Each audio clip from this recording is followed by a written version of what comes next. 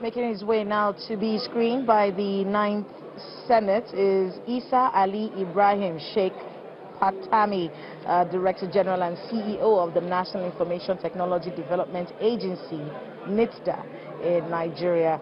And we'll be looking forward to what questions he will be asked here and how he will be giving answers to those questions. We have the nominee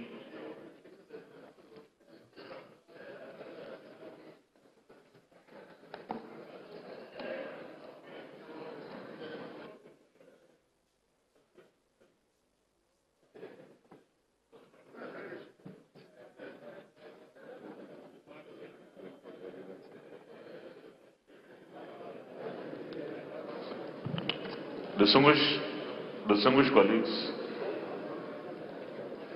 We have the nominee from Gombe State, Dr. Isa Ali Pantami, currently the DG NITDA,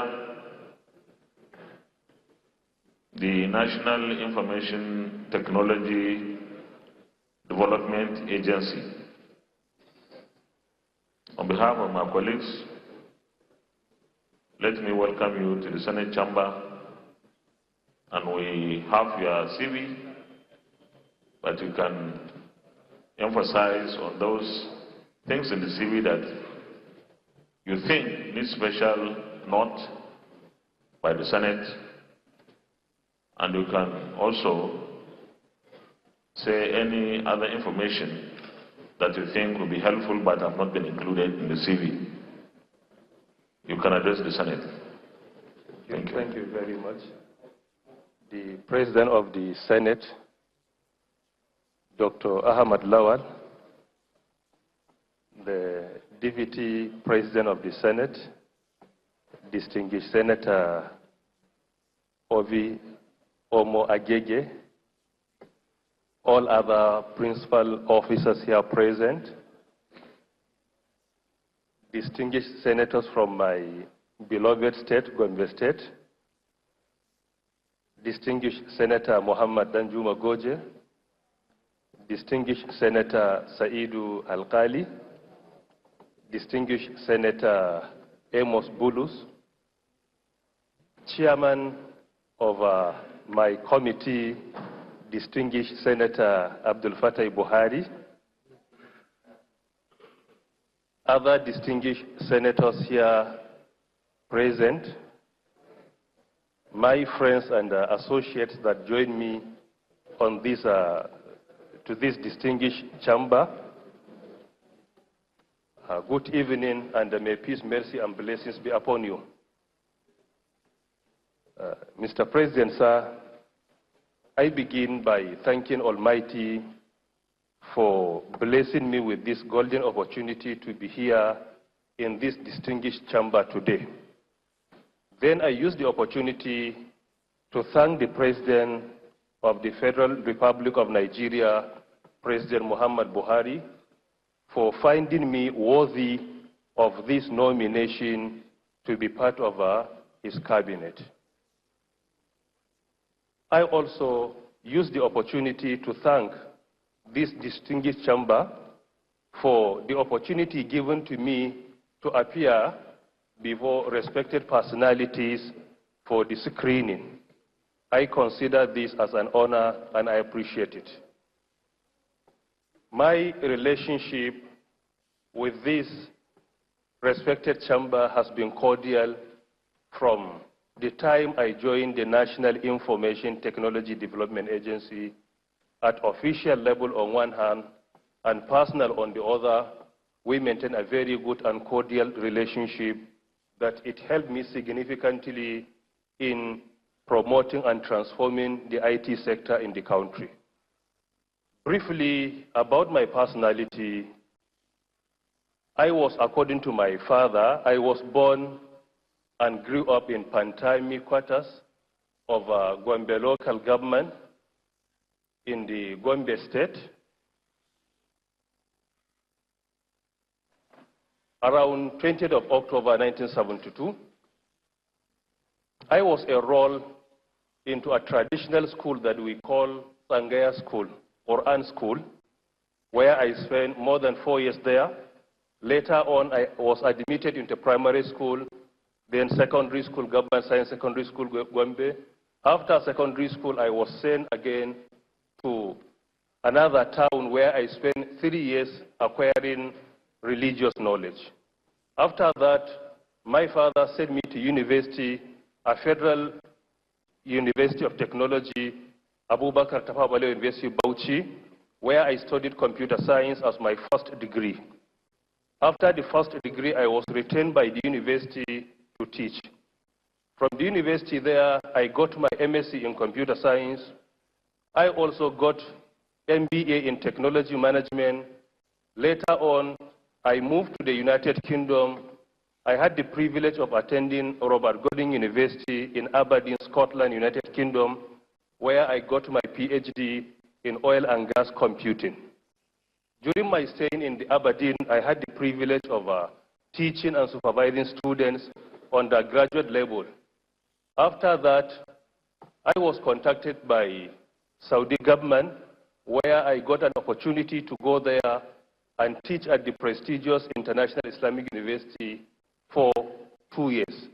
I happen to be, with all sense of humility, I happen to be the first Nigerian ever to teach in that prestigious university. I also spent many years at the Abubakar Tafawa Balewa University teaching in the Faculty of Information Technology. I taught there for over a decade. So with this, my background is more into education, then secondly, IT sector, and I partake in a lot of research in oil and gas computing. Furthermore, I had the opportunity of attending Harvard University in the US, where I was trained on digital transformation. I also had another opportunity of attending Massachusetts Institute of Technology, MIT, and the IMD, Institute of Management Development in Lausanne, Switzerland, where I was also trained on strategic innovation. Furthermore, I was also at the Cambridge University, where I was trained also on management. So I had the opportunity of attending all these institutions. Part of what I have achieved in academia, particularly at the Abubakar Tafawa Balewa University, Bauchi, I happen to be the pioneer technical staff of Information Technology Development, Information Technology Department, where I championed the development of the entire curriculum of that department. And I had the opportunity of training over 1,000 students in the university in IT-related courses. At least most of them are all over the country, adding value to this great nation. When I traveled to Saudi, I also happened to be among the pioneer staff that established the Faculty of Computer and Information Technology there, and I happened to be the head of a technical writing department as well. On 26 September 2016, Nigeria President Muhammad Buhari, GCFR, appointed me to come and be the Director General and the CEO of the National Information Technology Development Agency. I joined the agency on 26 September 2016, and I'm grateful for this honor by the President. As a bloody teacher, I was brought back to the country, and I had the opportunity of contributing my quota towards the development of our country. So I spent at least, I am approaching the 3rd year now at the National Information Technology Development Agency. Part of my achievements in the agency, firstly, is reactivating our responsibility of being the IT clearinghouse for all federal public institutions when it comes to IT projects. That effort alone saved over 16 billion naira for the federal government of Nigeria. This achievement is an unprecedented one.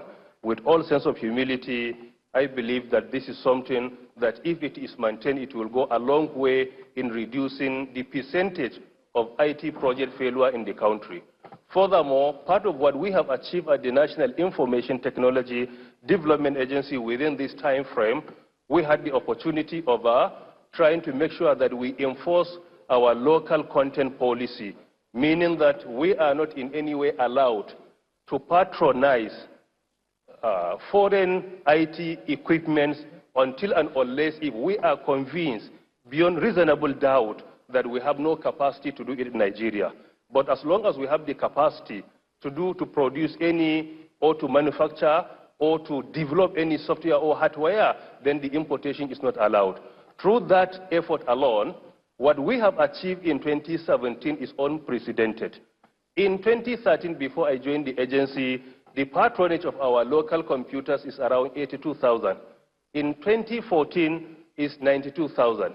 In 2015, is around 92,000. In 2016, 150. But in 2017, with our effort, with our modest effort, we were able to catapult that to around 265,000 within a single year. So this achievement is also unprecedented. In addition, I had the privilege of using the agency with the support of my staff to promote ICT by deploying ICT computers and centers to 246 institutions in Nigeria. In addition, we established 11 world-class virtual libraries in federal universities all over the country. We also established 9 wide area networks all over the country. And we partake in training people of various categories in ICT, including people with disabilities. We train a substantial number of people with disability in Nigeria to the extent that some of them, as of today, establish their ICT centers, and they partake in delivering services, and they are being paid by doing that without roaming our streets begging. Furthermore, we introduce a training for women for ICT, where we train women on ICT, we distribute facilities to all of them, and we make sure that at least they are self-reliant. This is something that has been achieved significantly as well. In addition, we also introduce what we call hackathon and future hack, and particularly through our startup program, where we move from one zone to another, from one state to another, identifying our young innovators, those that we see they have the potentials of making the country proud, to make sure that we mentor them, we guide them, we provide seed funding for them in order to make the country proud. And this we were able to achieve a lot through this process, in addition to our cybersecurity effort. Most importantly, during WannaCry, the National Information Technology Development Agency was the first institution or body in all over the country to notify Nigeria and Nigerians about the potential danger of cybercrime, particularly during the WannaCry attack. And that helped significantly by reducing the gravity of the attack on our nation, to the extent that many developed nations were affected badly. But with the proactive measures we have been taken, that has significantly reduced. Doctor, you can summarize so that we can ask you questions, because there are a lot of people who want to ask you questions. So thank you very much. Thank you very much. I think with this I will be able to pause here and entertain the questions. Thank you very much, sir.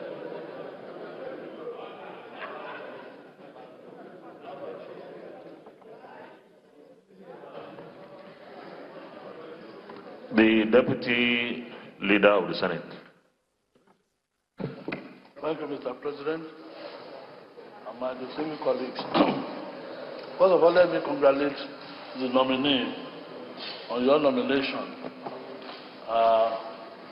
for the post of a Minister of the Federal Republic of Nigeria. Secondly, let me congratulate you for the good work you have done in NIDA. Maybe you should know that when the Space Agency was established, NIDA was a center under the Space Agency. It started as Center for Information Technology Development, which was eventually midwifed into NIDA. NIDA was formerly under Ministry of Science and Technology, but then moved on to the Ministry of Communication Technology, where you reside with Nikon site. Now, there's a debate going on whether Nikon site should be privatized or commercialized. Knowing fully well that Nikon site is a national asset that is very important for the security community and the intelligence community. I'm talking about the military, the SSS, and others. Now, in your own opinion, do you think that NICONSAT should be privatized or commercialized? Because it's very important. Thank you. Thank you very much.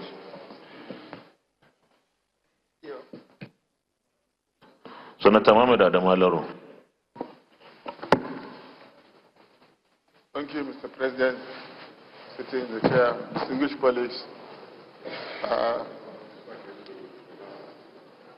Mr. Nominee, let me first of all congratulate you for being appointed as a nominee by Mr. President. Secondly, Mr. President, let me say that this is one appointment that will certainly add value to this government. The IT sector in Nigeria needs to be transformed. It is one sector that has the capacity of employing thousands and thousands of people. And I believe we have a technocrat, a well-accomplished scholar who is equal to the task. So the appointment is a well-deserved appointment. The only thing, Mr. President, I have is one question for him. And the question is that there is Abuja Technology Village, where billions of naira have been spent in providing infrastructure.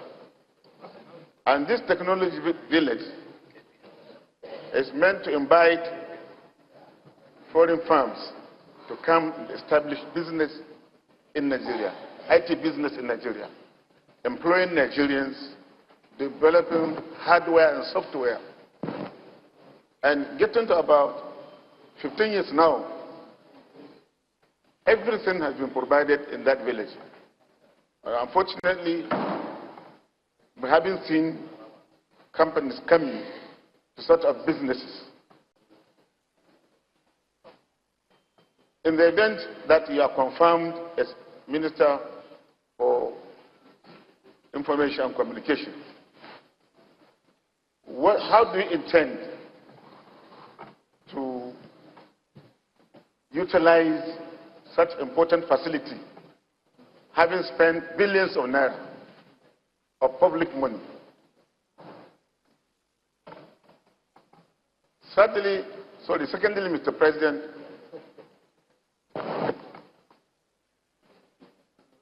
Abuja Technology Village is wholly owned by FCT. Do you intend to take it over as a minister of the Federal Republic? Thank you. Thank you. Deputy Chief Whip. Thank you, Mr. President. Sitting as the chair, I'm Dr. Aliu Sabi Abdullahi. I represent the very good people of Niger North Senatorial District and from Niger State. First, let me align myself in congratulating Dr. Pantami on this very landmark achievement and appointment. Definitely, you've left some mark in two areas. Your very deep knowledge of Islamic studies and ICT. Today, we are faced with some very compelling challenges for which our president, sitting as the chair today, has raised enormous concern about the idea or the challenge of out-of-school children. Today, this very challenge, no doubt, is more serious in the northern part of this country. Yes.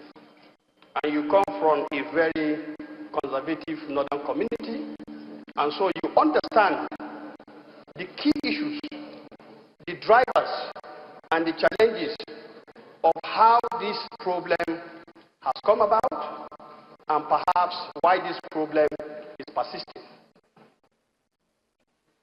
Now, you have the opportunity of being a member of the Federal Executive Council of the Federal Republic of Nigeria.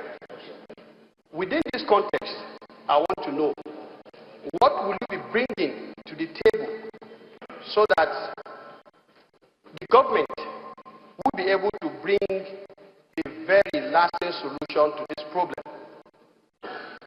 Secondly, I would like to know, the world is moving towards a digital economy, and you have some very deep knowledge and experience. I'm particularly thrilled with your knowledge of innovation. Of course, knowledge is the key driver of innovation. What do you think this government needs to do so that beyond talking the talk, we are able to talk and walk? What do you think this government can do separately or differently to bring the advantage of the digital economy so that our numerous youths will use the positive energy positively, rather than the present challenge where many of them are just using what do they call it, the tablets, the smartphones, just to create what some people may call confusion, when they will have used the same smartphones to create wealth and employment for themselves and for others. Thank you. Thank you very much. Ibrahim Hassan Hadija. Thank you very much, Mr. President. Sitting as the chair, my distinguished colleagues, the nominee, I want to extend my congratulations. And I also want to tell this Senate that I can attest to most of the achievements that have been reeled out by the nominee in his capacity as Director General of NIDA. I've been to his office to make certain requests in terms of our own small ICT initiatives. And the last time I was there, we graciously arranged almost a 2-hour-long technical session.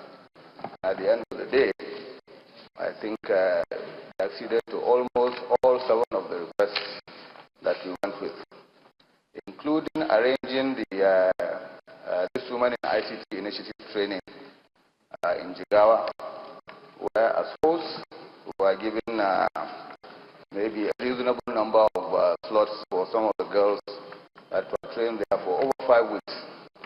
And Mr. President, I can tell you that it was almost a miracle, because we had young girls who had never operated a computer in their lives, undergoing 5 weeks of intensive training, and they were handed over laptops and other accessories, and before we knew it, they went back to their communities and became graphic designers, making greeting cards, wedding invitations, and even banners and posters for politicians on the time came.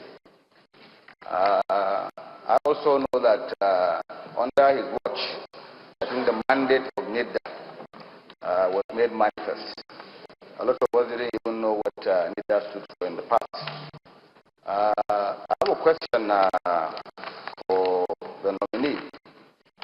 Without prejudice to the President's prerogative to appoint portfolios, if you found yourself in a situation where you are superintending most of the agencies under communications, what would you do to ensure that ICT, as it's being espoused now? We had 2 motions on ICT in this Senate, barely 1 week after another. But my question is, how do you think you can make ICT a vehicle for teaching other subjects, not just simply talking about teaching ICT education? Yesterday or 2 days ago, we had someone here tell us that National Open University, he was the nominee from Bauchi. The National Open University had 500,000 students. And that is the kind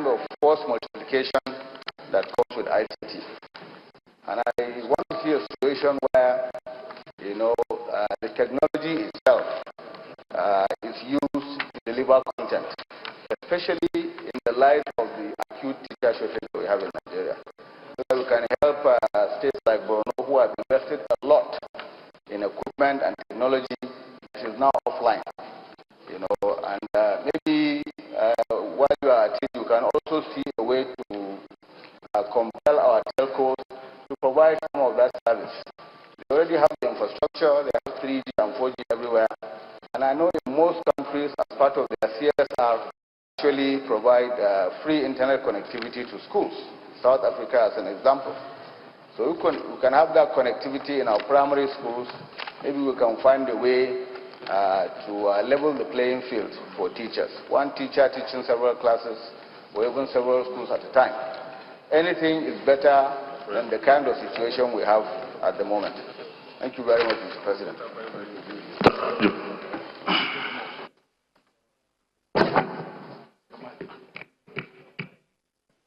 Senator Barrow.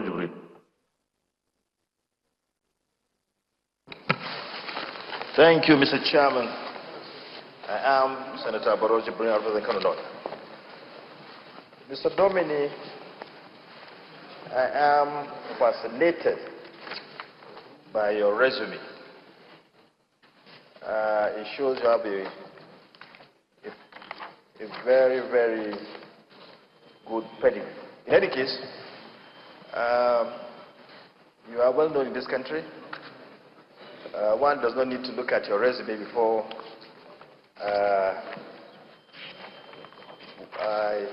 he agrees or she agrees that you have a profound pedigree. You are in the same mode with the Vice President. The Vice President is an accomplished pastor, at the same time a legal luminary. You are also an accomplished Islamic cleric, at the same time an accomplished ICT expert. Now, assuming you are confirmed and you find yourself in the cabinet of Mr. President, which I am really optimistic that you'll be confirmed. And my question goes this way. What will be your take, or what will be your advice in respect to going in line with what is happening in other climes, where ICT parks are created, where inventors, ICT inventors, are put together, create kind of incubation so as to assist them in commercializing what they've invented for the betterment of themselves and the economy at large. We don't have that here in this country. So, are you going to advise the government that we should create an elaborate, a modern ICT park to help our teeming youth who are becoming inventors everywhere? This is because when you look at what is happening, particularly in the western part of the world and Europe, western part of the world, Europe and America, you find out that they are producing billionaires, because of the help rendered to them by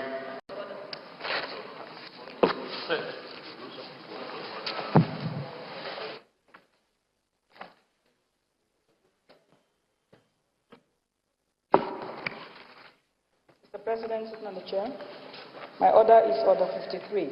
If I may read. Order 53.3. The Senator, sorry, 3.4. The Senator must confine his observations to the subject under discussion and may not introduce matters irrelevant thereof. Mr. President, I think we should let people asking questions should go straight to the point and ask their questions. Sorry? Say what is it? Order 53. To confine them straight, to go straight to the question. Thank you. Let me just advise all of us. Many of us want to ask questions, So please, I think we can do without too much background. And we still have one more nominee to go for today.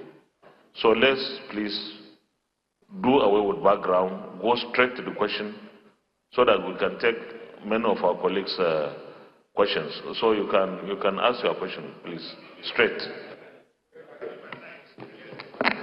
So, Mr. Nominee, so are you going to advise that we should have, a very modern, big and elaborate ICT park in the country? That's my question. Senator Abdul Fattah Buhari.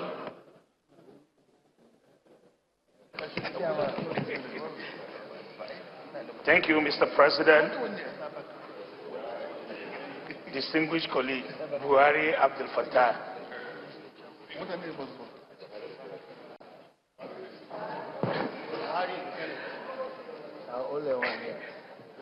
Congratulations, Mr. Nominee.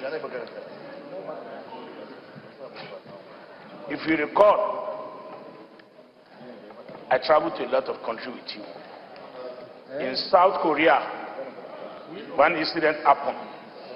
How will you handle the incident that happened in South Korea in Nigeria? And the incident was, we don't have oil, we don't have anything. We export ICT. And the guy took us, the chairman of ICT in that country, took us to the refinery and said they have the best refinery in the world. With your performance at NISDA, with your startup, and all the people you've been able to train, how will you replicate what is happening in South Africa, in Nigeria, if you find your South Korea, in Nigeria, if you find yourself in any ministry in this country? Thank you. Senator Adedayo Adeye. Thank you, sir. Mr. President, sitting as the chair of the Senate, I congratulate the nominee. From your resume, you are a very qualified person, very knowledgeable in ICT. You haven't attended some of the best schools in the world. Oh, you are not hearing me? It's okay. Oh, I was congratulating you that I believe you are a well-educated person. I haven't attended some of the best schools in the world. Thank you very much. Now, you will agree with me that Nigeria is a primary economy. Yeah. We have not even reached the level of industrial economy, not to talk of the digital economy. Yeah. Now, people are talking of knowledge economy. And we know that in the world today, the most valuable companies are the ICT companies. Apple is the most valuable company in the whole world, as we speak. More valuable than even Chevron and all the oil companies. Nigeria is lacking behind in this critical area. How do you think Nigeria, why not sidestepping the industrial revolution or the industrial economy, can make that giant leap to the knowledge economy? That's my number one question. Number two is, you know that unlawful personal data processing is a threat to national security and the data economy. As the DG of NITDA, and if you have a portfolio in communication, which I suspect you may have, how will you ensure compliance with the Nigeria Data Protection Regulation 2019, thereby promoting national security and data privacy? Thank you very much. You can respond now. Okay. Thank you very much for asking very important questions, and I will go through the answers. I'll advise that you just be precise, because there are so many questions to be asked. Okay, the first question has been asked by the Deputy Leader of the Senate. Firstly, I want to use the opportunity to appreciate your encomiums for our modest effort and this encourages us to redouble our effort whenever we get any opportunity to serve our country, meaning that what we have been doing has been supervised by this respected chamber. I consider these encomiums as a challenge and encouragement as well to do more, and will not take them for granted. Thank you very much. Secondly, on the questions, before the question that NIDA was under Science and Tech, or rather under Presidency as a department, then Science and Tech, then as an agency under Ministry of Communications. When NIDA was established, it was established just as a department, not under Presidency. It was just a department under the Ministry of Communications. Later on, that is, it was 2001, because the policy that NIDA was to implement was developed in 2000. Then the agency was established by government policy in 2001. So when it was using a policy, it was just a department under the Ministry of Communications. When NIDA got its act from this respected chamber, then it becomes an independent agency, a statutory agency under the supervision of the Ministry of Communications, and this was in 2007. The issue of NICHCOMSAT, which is very critical as well, that NICHCOMSAT, Nigerian Communication Satellite, is also an agency under the Ministry of Communications. The question is, if I am confirmed by this distinguished chamber, what am I planning to do or to recommend for NICHCOMSAT? Is it commercialization or privatization? We will go for commercialization. Is very important.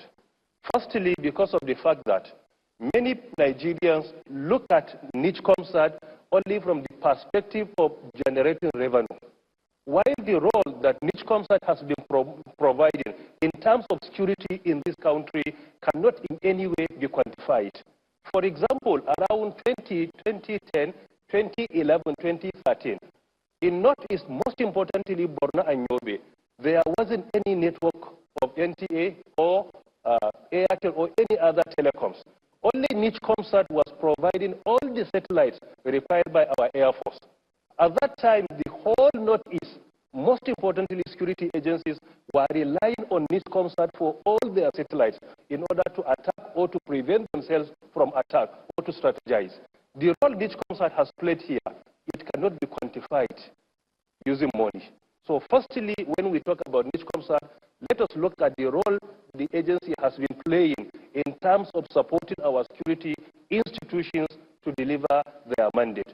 The reason why I'm against privatization, privatizing NICHCOMSAT will endanger the security of our country. Being the only satellite that is providing the images required by our security institution. When we privatize, then by implication, we are subjecting our national security in the hands of those that at least that partake in the privatization process. So because of this, looking at the role NICHCOMSAT has been playing in terms of security, it is better to commercialize its activities. That commercialization can support the agency to get something from the services they provide in order to integrate their process. Then secondly, a question has been asked by distinguished Senator Adamu Aliro after congratulating me for this nomination. And he asked a very important question as well. What we plan to do with Abuja Technology Village. As he outrightly observed, Abuja Technology Village is not for federal government, it's for FCT, meaning that it's for the Federal Capital Territory. And with this, there is a limit to what we can do. And secondly, what is most important to do in Abuja Technology Village is to make sure that we try to invite investors to come and invest by building their offices or their IT hubs there. And the best way to do that, there are many models in place. For example, we can use Rwanda model. Rwanda, within a period of only 5 years, they were able to become the multinational companies hub in Africa, meaning that there is no nation in Africa that has the availability and the presence of IT companies like Rwanda. Why? Is because of their policies and laws. Firstly, area of ease of doing business. A lot has been achieved because within a period of 2 years, we were able to catapult our nation to 27 steps higher than where we were. This is a great achievement. However, we need to do a lot. Secondly, many investors are not willing to come to Nigeria to invest. Why? Because of our image. The image is worse than the reality. Many people outside Nigeria feel like if you are in Abuja, you are not safe. You are under threat 24/7. While we live peacefully, there could be challenges, but these challenges are inevitable all over the world. There is no country that is existing without security challenges. But what we have been reading from outside the country, or the way the image of our country is being portrayed, particularly in media, is not encouraging. It will not in any way do good for us. So I think we need to come together. This is something that all stakeholders must join hands together to see that we clear the image of our country. Thirdly, whenever you want to invite investors to come and invest, there must be an agreement, like tax holiday, maybe for the first year or for the second year. And thirdly, at the initial stage, we should not just be after the profit or the revenue we will get. Let us make sure that they agree to be part and parcel of our country. When that is achieved, then in the next few years, we can come up with some, at least recommendations or agreement on how to start benefiting from their investment. Today, if investors can come to Nigeria and invest and employ Nigerians to work for them, this is another achievement indeed. So I think we need to do a lot in the area of our image, in the area of coming up with so many policies and laws that are investment friendly. They can encourage investors to come to Nigeria and invest. There's no time to discuss on this on a larger scale, but I have a blueprint in place where we can use it to make sure that we invite investors, and with that they will be willing to come to Nigeria and invest. Then the third one is from Senator Abdullahi, Niger State. I also appreciate the encomiums from distinguished senator, and this is a motivation for me to do a lot in the future when given the opportunity. Firstly, the question distinguished senator asks is about out-of-school children. Firstly, I have been a university teacher for around 14 to 15 years. Secondly, I am also a student throughout my life. Thirdly, I have been teaching kids in our environment since 1988. Fourthly, I am a great beneficiary of acquiring knowledge. With this, I believe that if I am part and parcel of the Federal Executive Council, I will be able to deploy my experience and background to see that we eliminate or rather reduce the number of children out of school significantly. The percentage is so alarming today. And in this area, I think the main responsibility is not only with the federal government. Our states have a role to play because they usually control our primary schools, our secondary schools, and they have many higher institutions. Most of our schools, or rather our states, if you look at the budget for education, is highly insignificant. It's not sufficient. Developed nations today are budgeting 20%, 25%, some even 30% for education. But today in Nigeria, we have states that are budgeting less than 10% of their annual budget. With Mr. this, President, the candidate has only 2 minutes. Continue. Okay, so firstly, budgetary provision is very important. Secondly, we need to have laws in place that will make taking our children to school mandatory. It's not allowed for anyone to keep his son at home. Thirdly, we should try to advocate for free education. This free education is very important, particularly at primary and secondary level. Fourthly, children that are orphaned, let us have a package for them. Besides free education, the system will take care of them, or rather will reduce the pain of losing their parents significantly. If that is provided, I believe it will go a long way.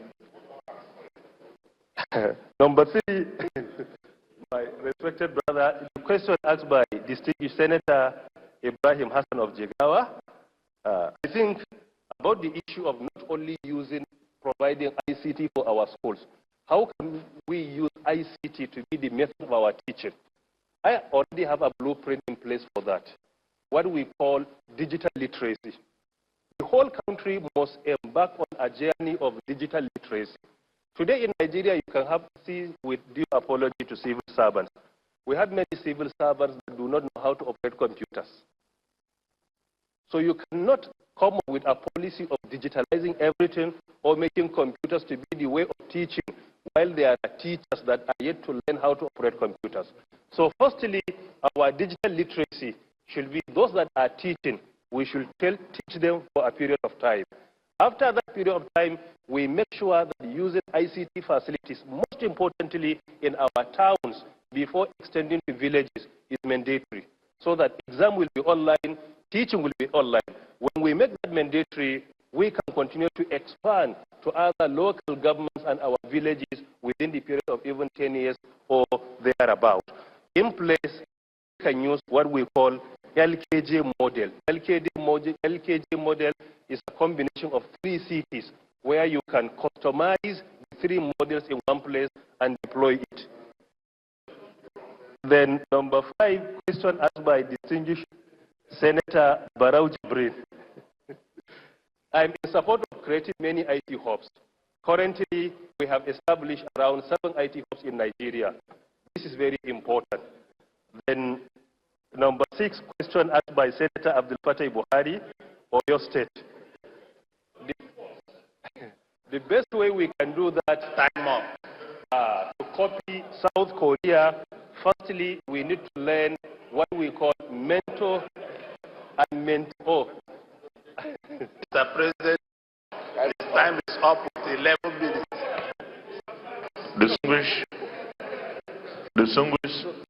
Distinguished senators, I'm still giving Senators Joy Thompson Sekibo, Albert Basi, Ifan Uba, Dino Malay, 1 question each. You withdraw? Senator Danju Mogoji.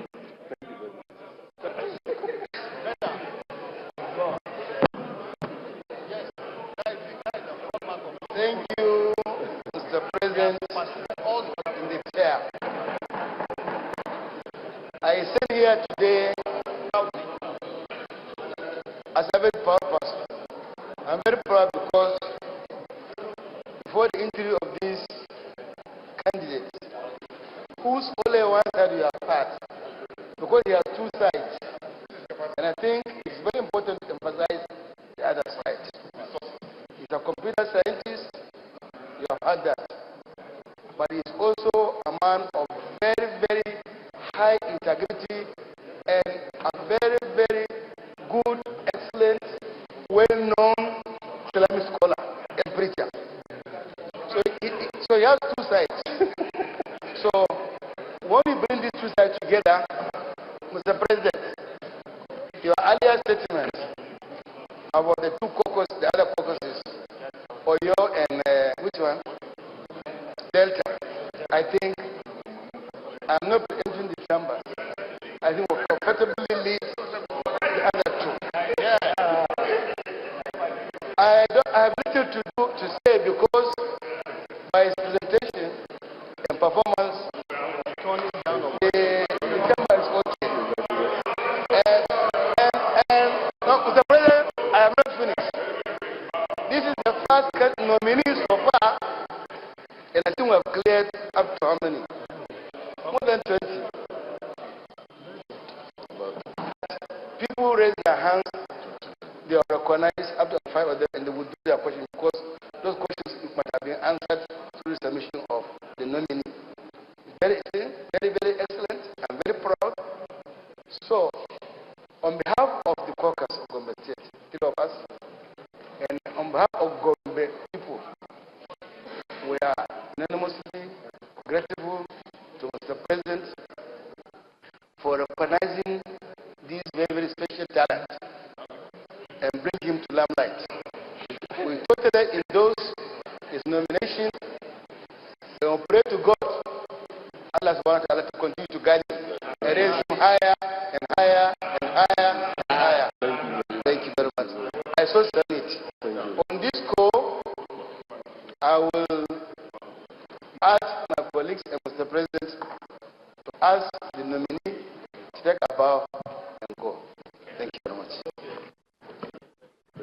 Distinguished colleagues, before I put the question, Gombe State is also in contention.